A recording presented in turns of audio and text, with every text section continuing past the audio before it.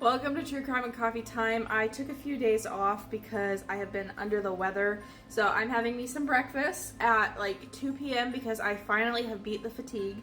So I made myself a little video earlier that you'll see later in the year for fall season. I was testing some recipes. So that's what we're having today. This is a pumpkin pecan waffle with a butterscotch buttery cinnamon roll topping. And it's good. I hate wasting like the tiny bit of cream that won't fit until I take the first sip, so I always just throw it in there. Let's do True Crime and Coffee Time of the day. Okay, sure TikTok, let's go. Monday, July 17th, on September 29th, 1968, 22-year-old art student Wendy Jo Hallison went to buy a hairdryer near her home in Los Angeles. When she didn't return, her parents began searching for her, and the next day actually hired a helicopter. Her boyfriend spotted her T-Bird from the air, and inside the trunk was Hallison's body. She had been sexually assaulted and schmangled. Police initially suspected the men that were closest to her, such as the boyfriend. The lack of evidence made the case run cold.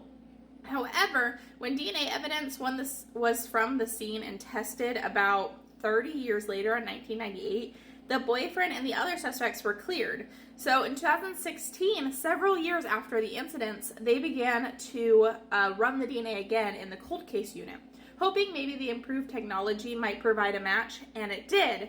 The male match left at the scene matched with serial killer Edwin Dean Richardson. Richardson died in 2013 while in prison for a number of crimes, including the 1972 murder of Marla Jean Hires in California, another case that had been cold for 34 years before he was convicted. So while they didn't get their justice in the time frame maybe they hoped or desired, at least that case was able to be closed and some answers were able to be given. I mean, she was murdered in 1968 and it didn't get proven of the case until 2016. That's the awesome thing about this new technology, is it's providing closure on these cases, not only for parents or relatives, but also think about the detectives that dedicate their life to these cases. It haunts them at night, so they get to find the answers as well.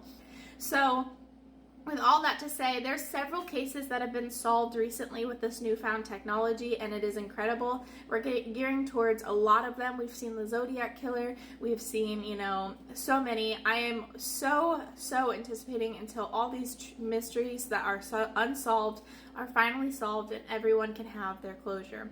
I'll see you tomorrow with more True Crime and Coffee Time. Hopefully I am feeling better after I have some breakfast and coffee. Whatever you need to have a good day, if you need to grab yourself some breakfast at 2 p.m., do it.